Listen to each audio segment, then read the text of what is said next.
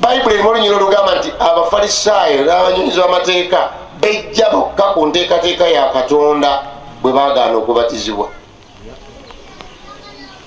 Abafalisaayo si bannaddiini abo, abanyonyizi b'amateeka tebali bannaddiini, bejja bokka ku nteekateeka ya Katonda. Enkyusa empya bwetyo bwekinyonnyola, enkyusa empya eyo eyakyusibwa amadiini gonna ka bayibuli aka Katonda kagamba bejja bokka ku nteekateeka ya Katonda bwe baagaana okukola ki?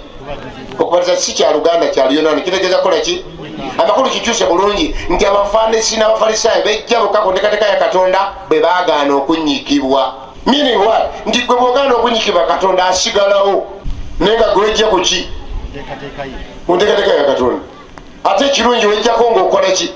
Ng'omanyi bw'ogaana okukuuma Sabbiiti n'ogenda n'olima n'okola ebirala, fine, Katonda tajja kulumbayo. Wejje wekka ku nteekateeka yaani ya Katonda.